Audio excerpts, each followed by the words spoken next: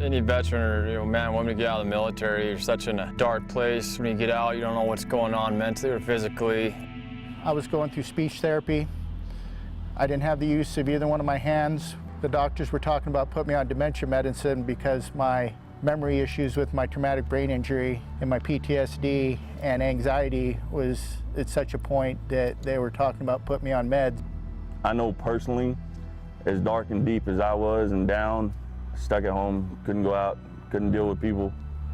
With my anxiety and going out in public, it's good to see other guys in your situation and we can understand each other. I didn't want to go places because there's crowds there. There's people that I don't know, people I can't trust. You know, it's not that I don't want to trust them. I don't know what that person's hidden agenda is. I don't know if they're trying to come after me. Before, he was just on his own and hoping whoever was around him knew what to do. And you don't always know what to do. Once you get past that and are able to control those dark days of your life, you still find yourself in these trances where you're disassociated from reality and you're just lost. Sometimes his mind used to wander into places it shouldn't be, and he would check out. 30 years ago this September, I was laying in a trauma care unit, fighting for my life. And 30 days after that, I'm in a rehabilitation center, trying to learn how to walk again. Having physical therapists look down on me and go, I know how you feel, and me looking back going, no, you don't know how I feel. And I remember distinctively thinking to myself, one day I'm gonna help somebody else in a way to where I will be able to look at them and say, I do know how you feel. Oh, wow. Thank you so much for coming to this event. The dogs that you're getting ready to see are 1.5 years old, and the Warriors are just starting to work with them.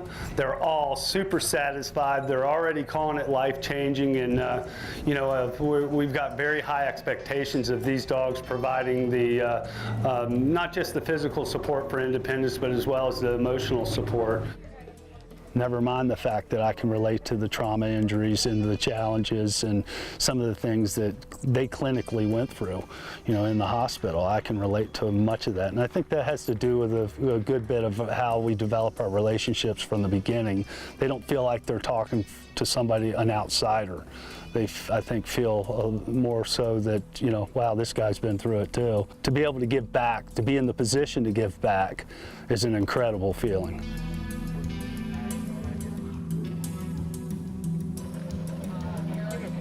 The way I kind of look at our program, it's hard not to compare to other organizations. I want to see willingness. If you put everything aside, it doesn't matter if you're in the hospital, trying to learn to walk again, or recovering from a surgery, or whatever it might be, you have to be willing to accept help, and that's how this program works. That helps me a lot to communicate, correspond, and understand where I'm going to go when it comes down to customizing a service dog or a program for that individual.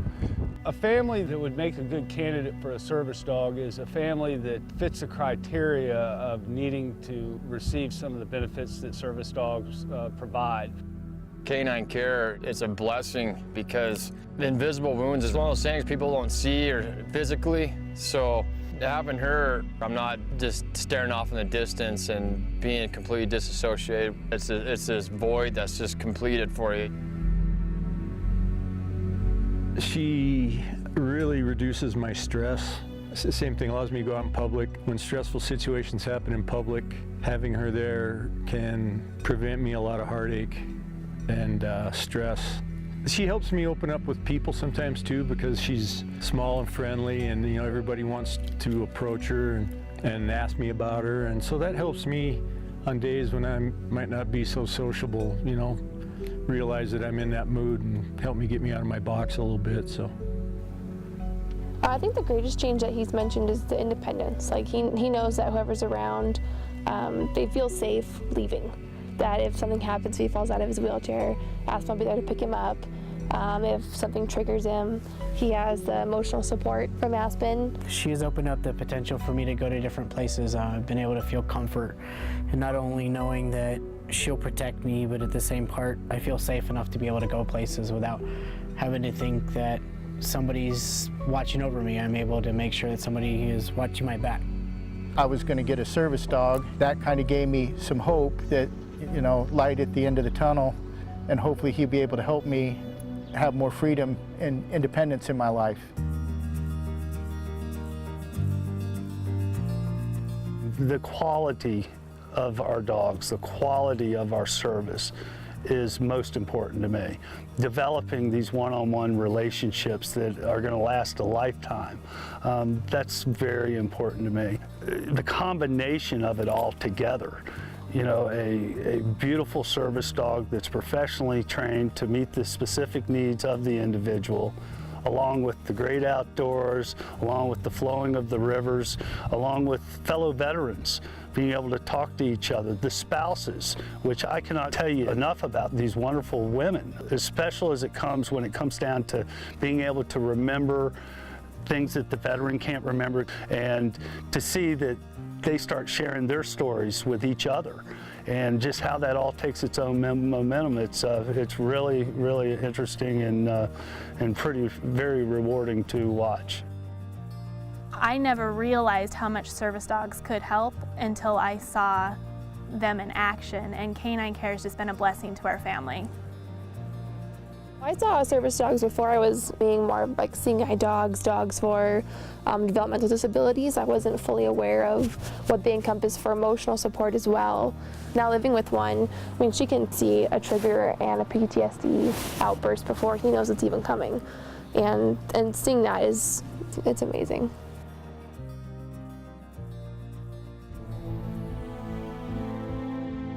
I'm absolutely amazed by the whole journey that I've taken myself to get here, and the extended purpose that I've had in my life as a dog trainer, to be able to reach out and make a difference in these veterans' lives, because wow, they were over there doing it for us. Why should we not help them when they come back?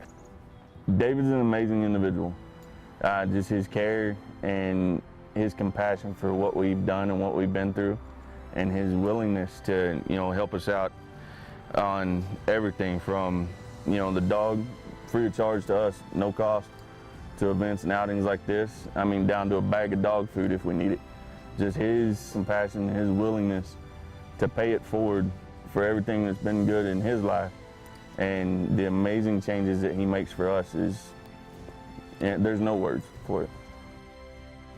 And so when you find an organization like Canine Care, it's kind of like this chapter of your life where that void is filled. Canine Care is pretty much, I can tell you, saved my life. When he's with me, I don't have to take anxiety medicines anymore. He's able to help rectify those, which is big for me. And now I walk around with a smile on my face because, you know, I look down at this little guy and he looks up at me, and you can't beat it. He helps me a lot with stability and anxiety. When he's with me, it's me and him, kind of like a team, and I don't worry so much about the other folks around me. He keeps my anxiety low. Just accept what's going on in your life and just do it, because it's the greatest thing in your life to have a battle buddy by your side all the time, 24 hours a day.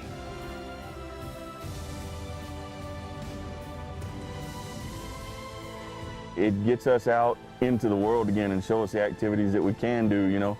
Short and simple, Canine Care Montana has basically allowed me to live a good quality of life again. This is our overall objective and mission, is to change the lives of these veterans and make their lives better.